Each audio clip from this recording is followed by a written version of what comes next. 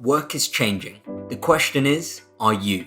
Welcome to 99 Problems But Work Ain't One, the new podcast series from How Now that will help you prepare for the fast-changing world of work. I'm your host, Nelson Sivalingam, and I'll be talking to disruptive startups, contrarian thinkers, global leaders, and real game changers, and asking them the burning questions about the challenges we face at work. From scaling cultures and adopting technology to improving well-being and building fast-learning organizations that are prepared for the future of work, we get the insights, tactics, and actionable nuggets of knowledge to put to work. When you're running London's largest online marketplace for flexible office space, the COVID-19 work-from-home orders must feel like the world's largest curveball. Hubble founder Tushar Agarwal joined us to explain how you approach and handle a situation like this, both personally and professionally. We also discussed if these short-term challenges actually accelerated the trend for remote and hybrid working. Tushar explained why people are now demanding more flexibility, freedom, and autonomy over where they work, but also provided the counter-arguments for why the majority still want an office space of some kind. We also discussed whether the government's get back to work messaging could be worded better, how to prepare managers and leaders to deal with this new reality, and measuring the return on your office space investments. So here's my brilliant conversation with Tushar. Tushar, welcome to the show. Hey Nelson, it's been a long time. Good to be here. It has been a long time, and a lot has happened in the world since we last spoke, and that's exactly what we're going to dive into. Now, look, before we get your take on this big debate of office, work from home, and everything about the wonderful world of work and the workplace, you're in a really interesting place to have a take on this, because your business, in essence, at the time, was helping other people find the perfect office for them to build their business in. Then let's go back to last March. The world goes into, or at the least, the UK goes into lockdown. What are you thinking? It was a pretty crazy time, because we were this time last year actually in the middle of a funding round, right? And so as well as I do, typically, high growth technology companies, you're about 6 months out of running out of cash when you typically go for your next funding round. So we were actually in the middle of that process, and in March we were very close to basically getting around over the line. And we'd been running the process since Jan and only had about 3 to 4 months of cash left in the bank. So when this hit, we initially, I guess, reacted to it in a similar way to when like SARS was going around sort of 4 or 5 years before that. Yeah. It'll just be a thing. It just passes, won't really affect us. It'll be completely fine. And then my COO, David, he kind of like woke up in the middle of the night in a bit of a sweat, right, and wrote an entire contingency plan of what happens if this is a real thing and we have to sort of work our way around it. And he kind of sent that as a memo to myself and Tom, my co-founder. And we read it and we're like, oh, come on, David, I think you're being a bit extreme here. I think, I'm glad you're thinking ahead, but it'll be fine. And lo and behold, literally a week later, we're being told by the government that we're going to enter a national lockdown. People have to work from home. People can't leave their homes, etc. So it was pretty mad, because we were in the middle of that funding round, very close to running out of cash. B, the entire world was a very, very scary place at that point in time, and huge amounts of uncertainty. And obviously, as a result of that, our entire market, the entire office market, just stopped in its tracks completely. And it was very scary. And I'm sure it was for lots and lots of businesses, but particularly ours, which was so geared towards people being in physical offices. And we had no idea how long things would last. And everyone seemed to have a different theory around how quickly we'd come out of it. So I think JP Morgan, about 3 to 4 weeks after lockdown happened, released a report predicting a V-shaped recovery from September onwards. And I think because the entire world was feeling optimistic, or wanted something that felt optimistic, kind of jumped on that. Yeah. And I know there's a lot of people sharing that JP Morgan report around, saying, oh, everything will be fine from September. It's just going to be a V-shaped recovery from September onwards. So it was pretty crazy. So what do you say to your team, right? Because I guess it's not just the managing, okay, we're going to start working from home and all of the logistics around that, which I find typically, as a startup, you're a lot more nimble and you're ready to work from home anyway. But more so from what did you communicate to the team around our entire business? Like, what do you say to your sales team, your client? What do you do? So we essentially had to have a few emergency board meetings to try and figure out what we were going to do, particularly because the business was in an interesting position because of fundraising. Obviously, the investors we were speaking to all kind of said, let's resume this when things get back to normal. And we had no idea when that might be. It could be September, it could be 2022, 2025, who knows at that point in time. We had to basically make sure that the business would survive at least the short to medium term. And the government obviously introduced a furlough scheme. So we had a team of about 56 people, and we furloughed, 40, I think we furloughed 47 people. No, actually, maybe it was more. Yeah, we furloughed 47 people. So we had 9 people left sort of full time. Mm-hmm. And that was then a case of trying to figure out, what are we going to do? How long is this going to take? And the furlough scheme was a blessing for us and many other businesses, because it allowed us to offset that cost, keep the team employed whilst we were able to figure things out. And we were basically talking to our board about, well, now that the fundraise that we were in has effectively been put on hold, how do we make sure that the business is in a great cash position? So the furlough helped us reduce some of that cost. But also, eventually, we had to figure out a way to cut our cost base by 70% in order to essentially survive the period. And as things unfolded, it became more and more obvious that COVID and lockdown would go on for a lot longer. So it was a lot of very, very difficult conversations at the height of uncertainty. And most of the time, as with most businesses, we were just reacting to government guidance, the daily briefings, making sure that we were aligned with that. We were also making sure that we were communicating to all of our customers, both on the tenant side, but also on the office provider side, of what we were seeing and what they should be doing as well. So we're keeping open lines of communication with everyone. But I think because the entire world was in this sort of state of complete chaos, it was, I wouldn't say an easier conversation, but from the staff perspective, they had full context of what was going on. So it wasn't quite surprising that would happen. And it was tough, especially doing it all over Zoom, because all of our meetings used to be in person. And you're essentially telling the majority of your staff that from next week onwards, they will not be working and they'll be furloughed until further notice. And you have to do that on a Zoom call, when actually you're used to having very in-person conversations. A lot of these people are friends of yours as well as colleagues. Yeah. So a lot of that was super, super tough. And you find, as a founder, you almost get used to fighting fires and things going wrong and having to come up with a solution out of nowhere. And then this is almost that complete curveball. Although you're used to curveballs, this is like the mother of all curveballs. How do you deal with it as a founder yourself, right? Because often I've found we don't really talk about it a lot, and more of this is starting to happen amongst the kind of tech founder community, at least in London at all, around the kind of mental health impact of this. And how have you kind of overcome that and dealt with so much uncertainty? I think initially there was a period of purely being fueled by adrenaline. Right. And you're basically, your body goes into fight or flight mode, very caveman-esque. Yeah. And you're prepared to just fight this big, hairy polar bear that's just arrived.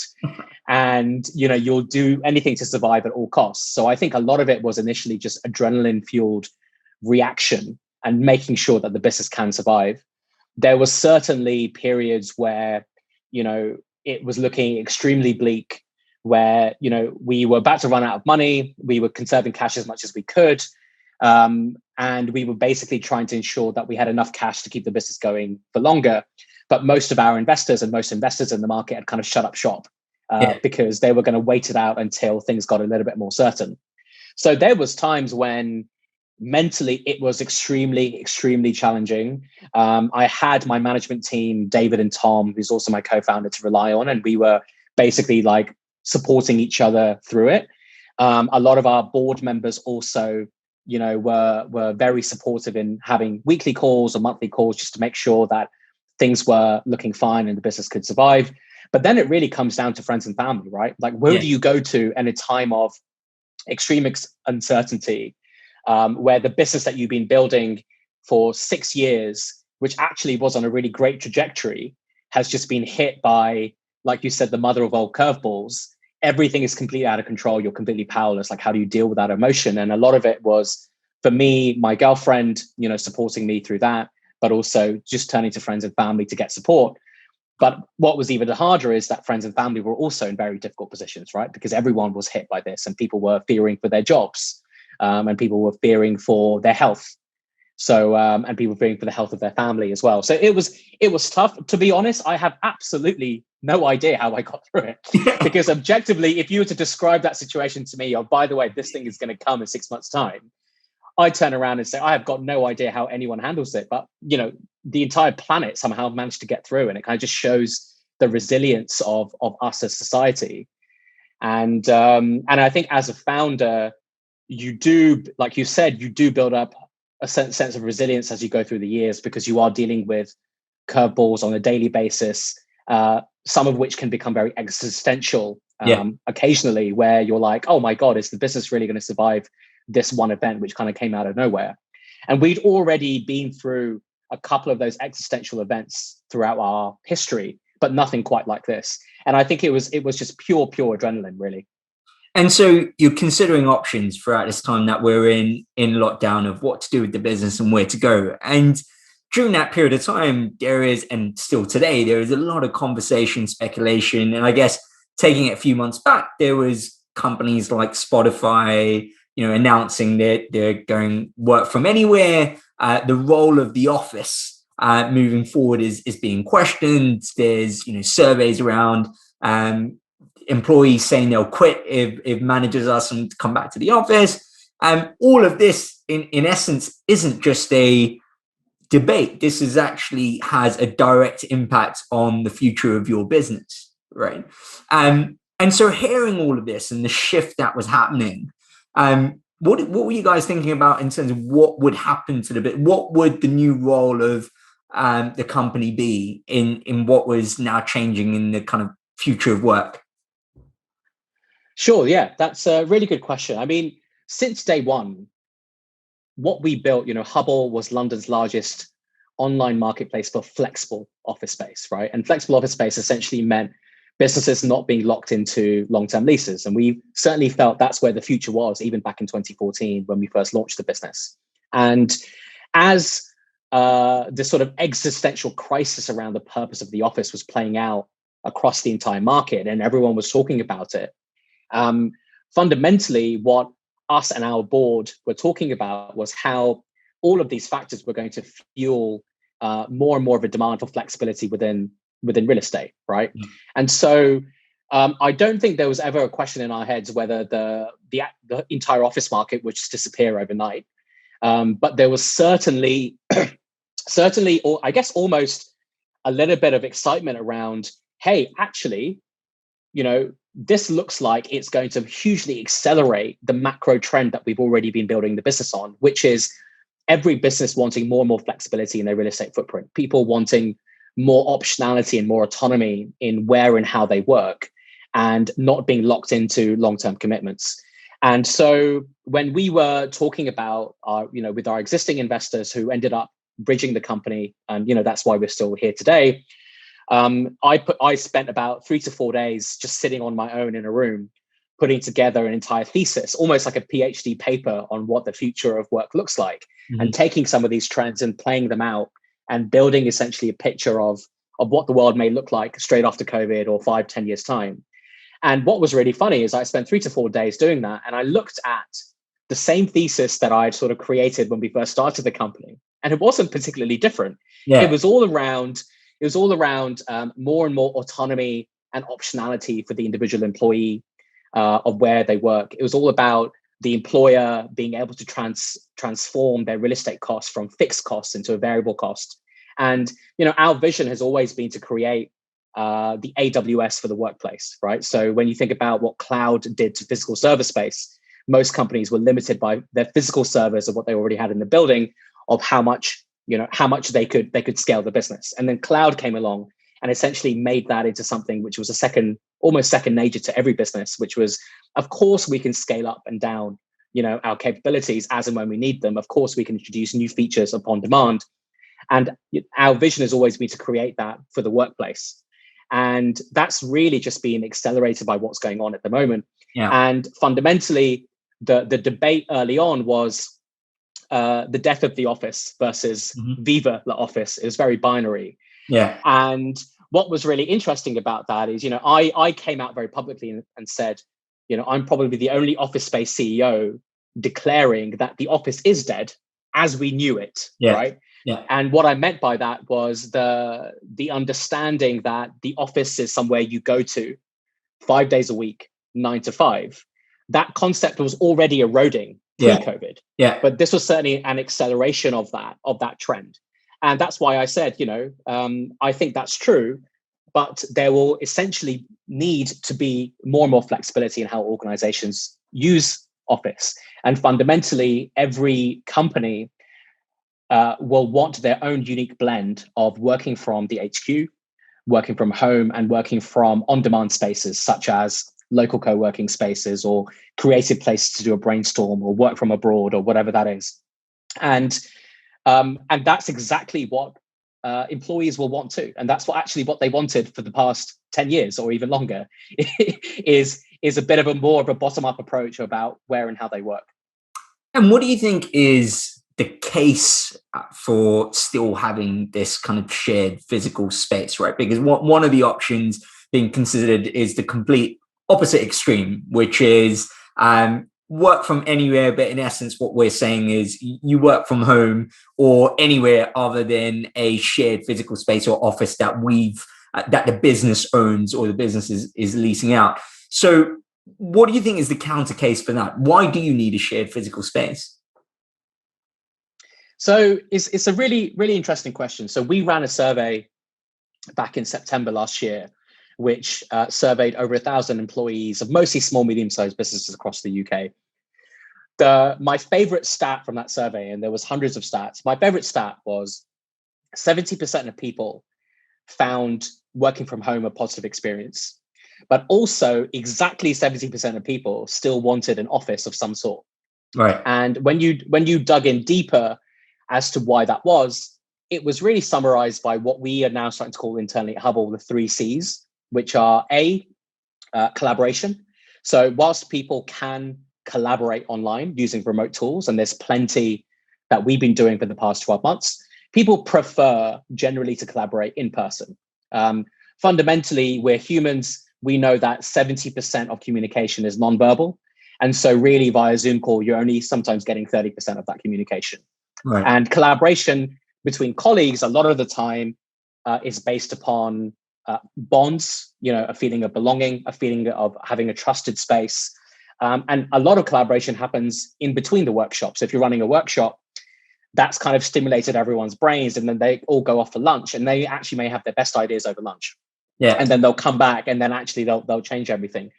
So the 3 C's were really collaboration, culture, and clients. And that's kind of what we see consistently from an individual perspective, a team perspective, and an organization perspective, is why people still want to come into physical spaces. So collaboration, either with the rest of your team. Second is culture. So again, we're tribal beings. We're still human. We can build culture online and remotely.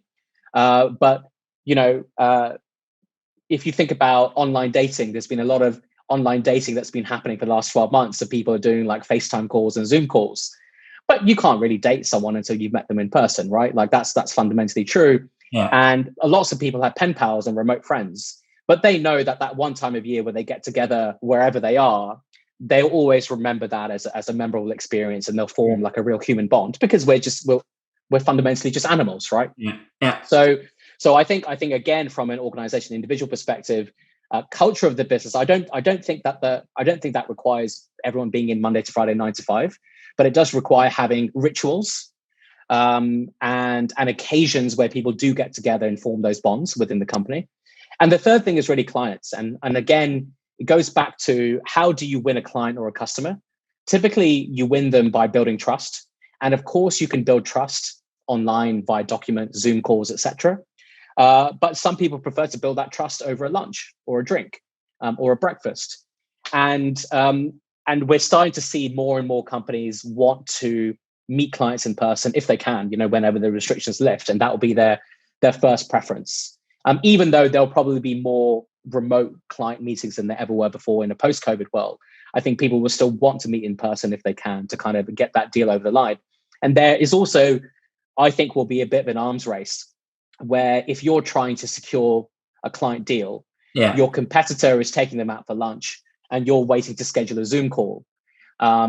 Your product may objectively be better, your company may objectively be better, but that's a human being make a decision based on human contact. You may or may not lose that client to the person who took them out for lunch. I'm not saying people are as fickle as that. I'm not saying people can be bought by a lunch. What I'm saying is that people tend to want to do business with people who they have a good relationship with, and you can accelerate the relationship building in person versus doing that remotely 100% of the time. Personally, what do you find has been your optimal balance? Do you prefer the working from home and being in the office full time, or is there a sweet spot? What have you? Because one of the interesting things for me is I think I was always one for not being in the office. And I think a large part of the reason why I was in the office was for the team, whereas I quite liked carving out a space to be able to do deep work where there weren't any kind of disruptions and there.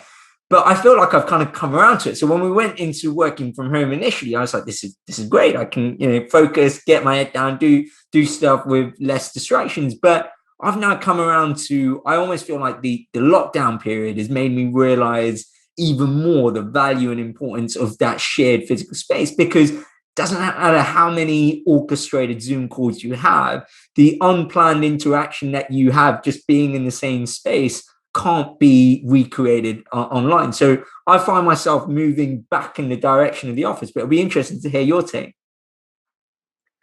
Yeah, I think you kind of nailed it in what you said around, you essentially gave a couple of use cases, right? So you said, I prefer working from home when I'm doing deep work. Deep work, essentially, you need an environment of not being interrupted, almost silence, and to be also comfortable, right? In order to do like creative, great work. And your other use case that you talked about of being in the office was to be with the team and like build relationships and bonds with the team. And my view of that is different spaces for different activities for different people, right?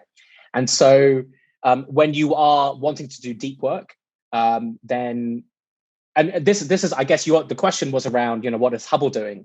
So Hubble, and I sort of go from there. So Hubble we've always worked in a really flexible way. We were obviously always office first, but we allowed a huge amount of flexibility in where people worked when they wanted to work, where they felt most productive. So we had an office for the entire team, but I would be dealing with clients and investors, etc. I'd probably be out of the office maybe 2 to 3 days a week, and occasionally when I was doing deep work, I'd either be at home or I'd be in some spaces that I really like, which are almost like a library-like atmosphere, right? Where I could sort of do that deep work. And we had other team members who, for example, our sales team, they liked being together all of the time because they liked that sales environment. It's kind of like a team sport. We had a few software developers who preferred to work from home 2 to 3 days a week and then come in for their sprint planning meetings or whatever that was. So we kind of already allowed that level of flexibility, even pre-COVID. And post-COVID, I think we're starting to see that more and more. Right. And I think that's kind of our view, is that if you think about how much emphasis we as a society place on environment, especially if you think about like our obsession with buying the perfect property, right? You've had shows like Location, Location, Location. You have people who spend so much money doing up their house to create a certain environment. You have people who move countries or even across the city to be in a catchment area for their kid to be in the right school because they want their kid to be in the right environment. As human beings, we place so much emphasis and time on being in the right environment for the right thing to have the right feelings. And that also is what work should be like, right? So when you're doing silent work, you should be able to go into an environment which helps you get silent work done. If you're doing a creative brainstorm with your team and you're trying to come up with some wacky ideas, maybe you should be walking around the galleries of the Tate Modern for an hour or so, getting inspired, and then going into sort of a workshop room within the Tate Modern and doing your creative brainstorm there, because that's you're basically optimizing for the output that you're trying to get with the environment that you're surrounding yourself with. And I think that's fundamentally my very, I guess, pure view on how work should be done. It should really be catered towards individuals. What's your personality type? Do you thrive in a quiet personal environment, or do you thrive in a loud environment? And different people are different. And how does that align with what you do, as in the individual tasks that you do as your job? As CEOs, we're doing lots of stuff. We're doing internal meetings, external meetings. We're writing board decks. We're creating strategy, blah, blah, blah, blah. And many of our team members are doing the same thing. Their job involves different types of activities with different people at different times. And can we give them the environments where they can be the most successful in order to do that? That's kind of our view. And that's how, to be honest, how we've always run Hubble since the beginning as well. So what's your take, Tushar, on when you hear Mr. Boris Johnson saying, people, you've had your time off, get back in the office, or you then hear the CEO of WeWork say, if you're not coming back into the office, you're not an engaged employee. And there's all kinds of rhetoric and narrative around this debate. What's your take when you hear people like this come out and make comments like that? I find the government's messaging of get back to work incredibly patronizing. And it seems to, I guess, come from a place where work is a place you went rather than something you did. And I think that's where the messaging comes from. And maybe it's part of the generation that's currently in government at the moment, or where their strategy is coming from.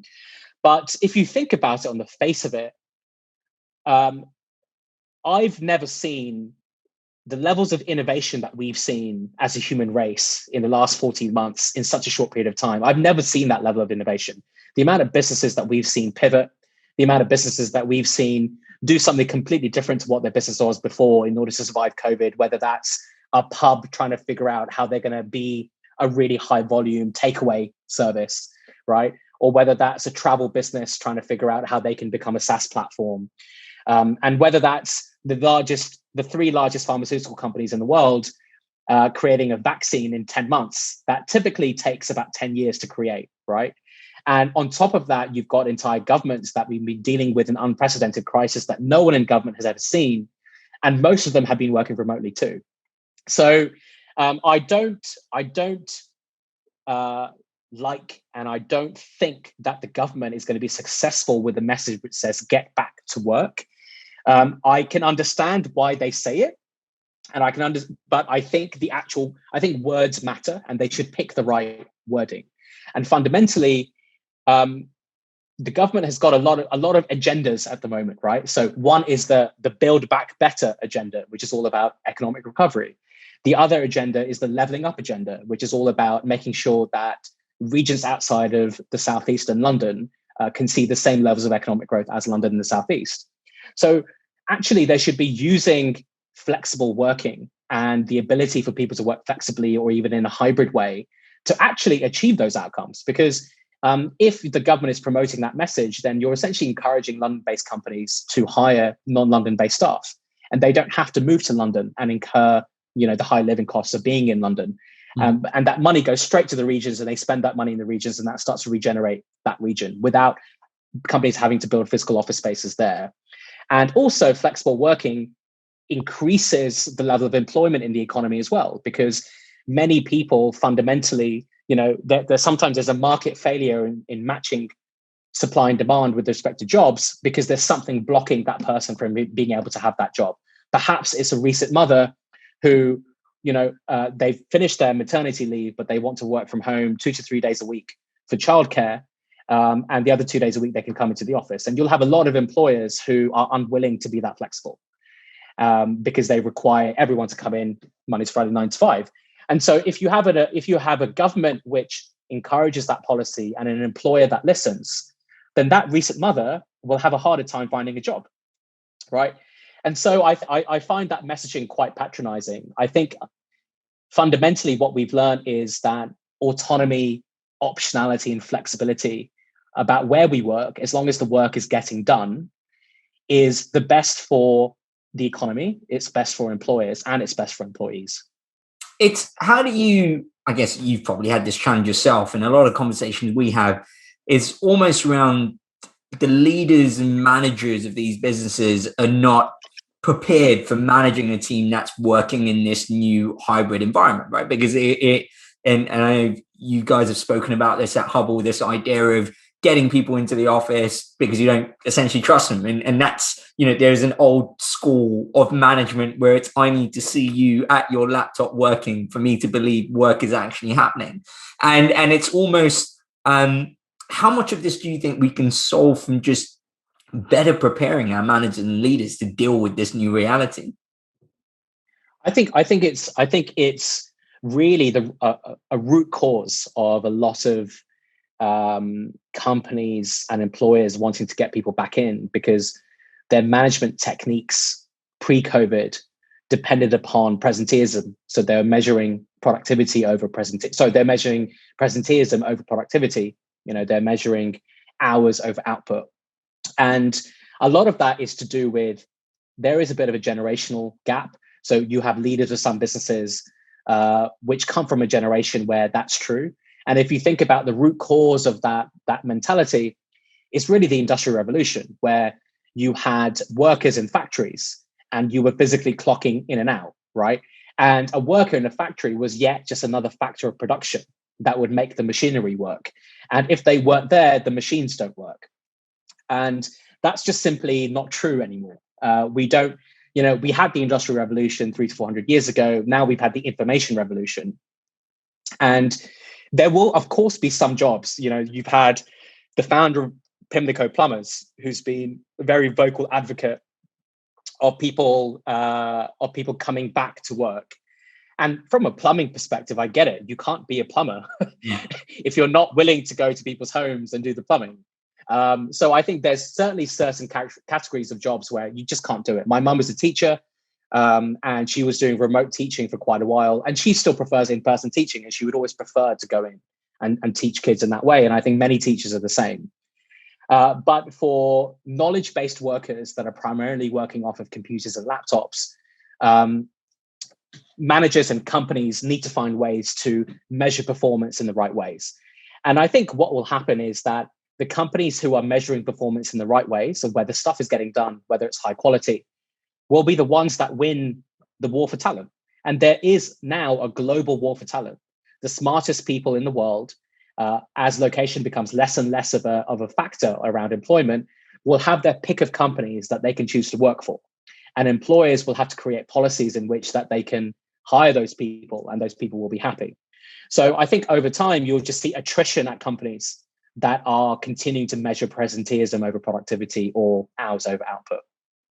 Have you got any suggestions on how companies who are, let's say, not back to work, but back to the workplace in terms of the kind of physical space itself, or even if they are now deciding we're not going back to 5 days a week in the office, we are taking more of a hybrid approach, any kind of suggestions on how they can prepare themselves as managers, but also how they can prepare their team for it?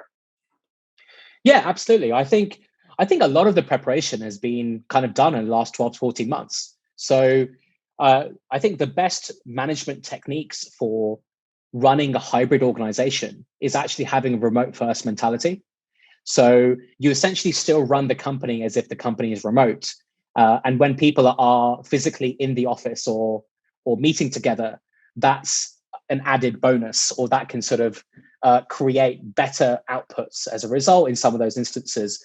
But remote first means stuff like making sure that communication across the company is fully digital, and can, when you have a company announcement, that can be heard from everyone, no matter whether they're in the office that day or not.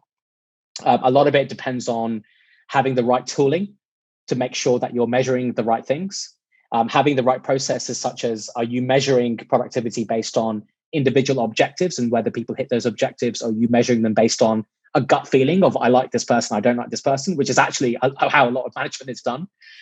And so I think actually taking the remote first mentality and the remote first operating system that most companies have managed to build up over the last 12 to 14 months and continuing on that, doubling down on that, will actually be the best way that companies can enter a hybrid world, because a hybrid world by its very nature will be amorphous, it'll be flexible, people will be in and out in different ways.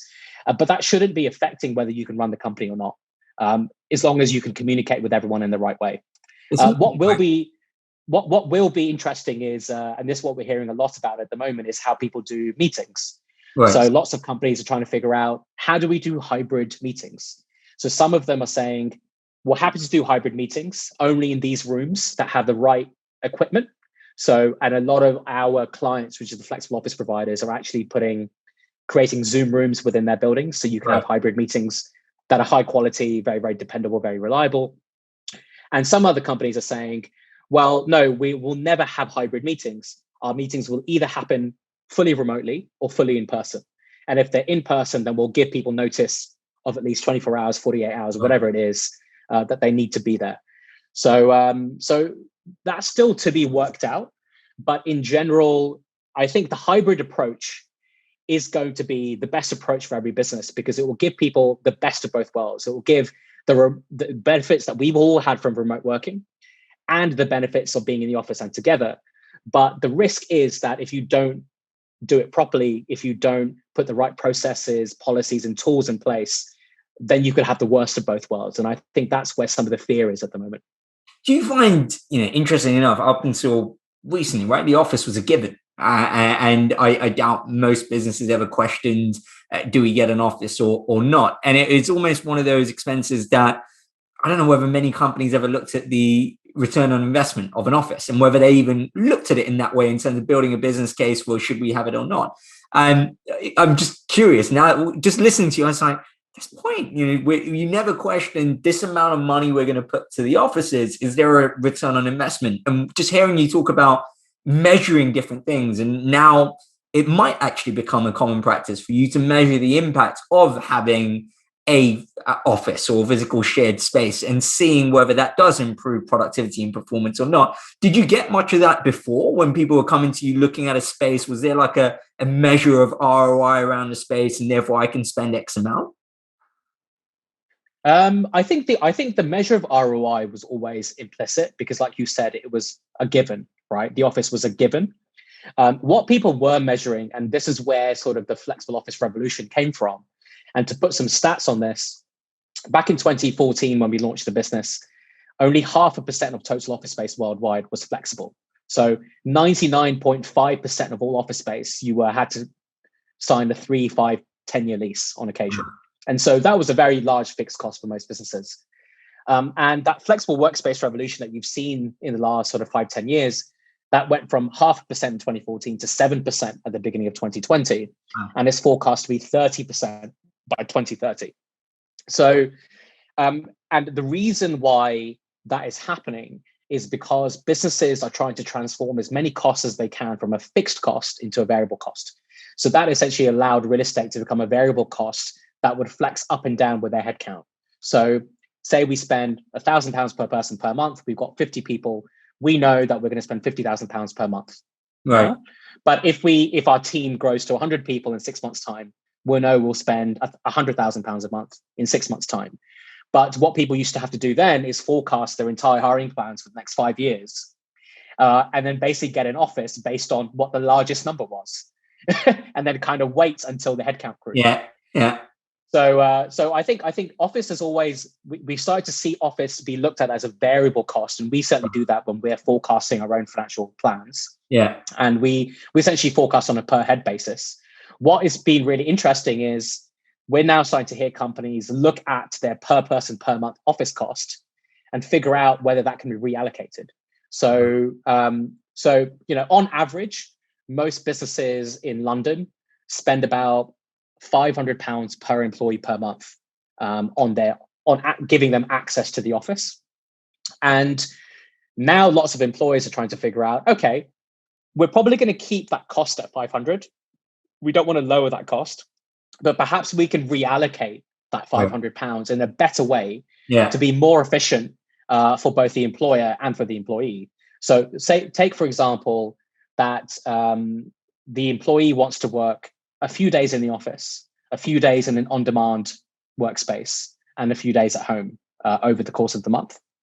So employers are looking at that £500 a month cost and saying, okay, maybe £200 of that can go to the HQ, and £200 of that can go to giving access to on-demand workspace to this employee, and £100 of that can go to essentially improving their work from home setup. So whether that's sort of exporting some of the office culture home, whether that's craft coffee or sending people donuts for their birthday.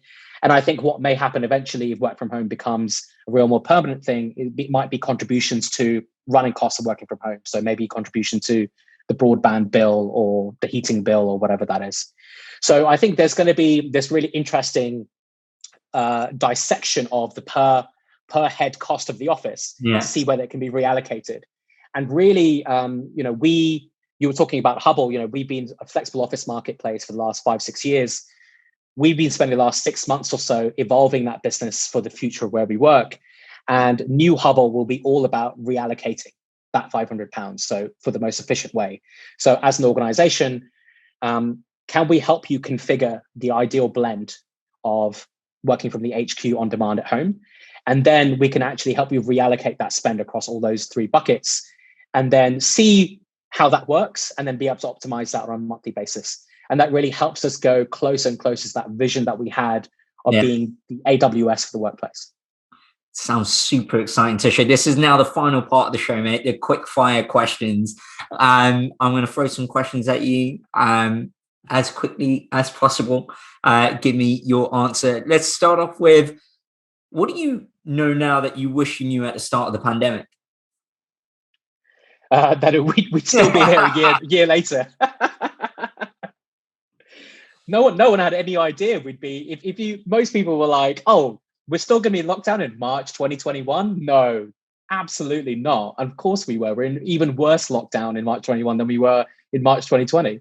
Yeah. I remember when we told our team, this was before the country went into lockdown, we thought we'd send the team to work from home. And we actually told them it'll be for a week, guys. And maybe even in that week, you can come into the office for a day if you want. And yeah, little did we know. What's the one thing, you've obviously placed a lot of business in a lot of office spaces. What are some of the most popular things you see businesses asking for in their kind of ideal place to work? Absolutely everything about flexibility. So I'll give you the spectrum, right? And this is not quickfire answers to your quickfire question, but it might give you a bit of a sense of what we're dealing with here. Yeah. So when we talk about hybrid is essentially a combination of office and remote work. But that can mean and does mean different things to different people who have very different configurations of hybrid. So we're being asked for, on one side of the spectrum, companies who want people in 4 days a week and will give 1 day of flexibility. And actually, that doesn't sound pretty crazy, but actually for a lot of businesses, that's progressive because they were Monday to Friday, 9 to 5. So that's one side of the spectrum. The other side of the spectrum we're seeing is companies coming to us and saying, can we meet for 4 weeks a year? Right. And so we'll just meet a week per quarter. And you can that's kind of the 2 opposite ends of the spectrum. And then there's everything in between. So then can we have an office for 2 days a week? And the rest of 3 days will work remotely, but we may want access to on-demand space. Can we have a town hall?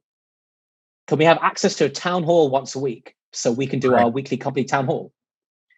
Can you give us access to all the hotels around the world where we can do a quarterly or an annual company retreat? Because that's the only time we're going to meet.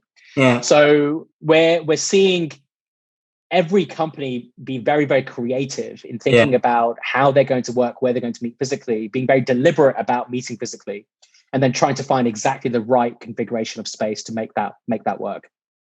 In terms of office perks, right, we've got spaces all the way from your ping pong tables to beer on tap. Have you come across spaces where you think that's a slightly weird perk that they've got? Any weird perks that office spaces have? I don't think any weird perks. I think in general, offices are becoming more and more like hotels. So a lot of these office providers have brought in hotel industry veterans. And so we're starting to see, 5-star gyms open up with Peloton bikes and meditation rooms and that sort of stuff. And I think there's just going to be a big merge between hotels and flexible workspaces. And that's been going on for a while. I don't think there's been anything particularly weird. The one thing that has been happening a lot in the last couple of months is the need for pet-friendly and dog-friendly offices. Right. Because essentially dog ownership shot up during COVID. Yeah. And now and it was fine when everyone was at home, but now people are trying to figure out what am I going to do with the dog now if I need to come in? So we're getting a huge amount of demand for pet-friendly offices, more than we ever did before. I don't know whether you can answer this, Tushar, but your favorite workspaces that you've worked from? I definitely can't answer that. But what I would say is some of the best spaces I've worked out in the world are just like really great hotels. Yeah. And they have really great hospitality. They have really great food. And they have dedicated areas for work, which are not sort of like old school business centers that you get in a Hilton.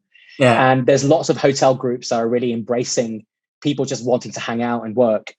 And I would say some of the best hotels I've stayed in across the world have been some of my favorite places to work. And I've always hoped, oh man, I really hope they launch their own workspace brand one day, because I think they do really well out of it.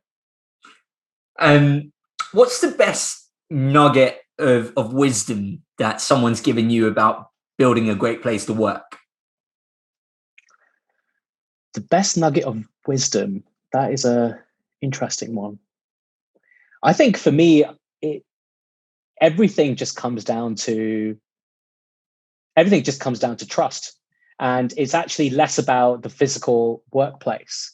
The physical workplace is great in terms of like making sure you have the right environment for people to do their best work. But it comes down to, does everyone in the organization trust each other? And if people trust each other, location, et cetera, and arguments over that become less powerful within an organization, because you trust that the other person is working when you don't see them online or you don't see them in person.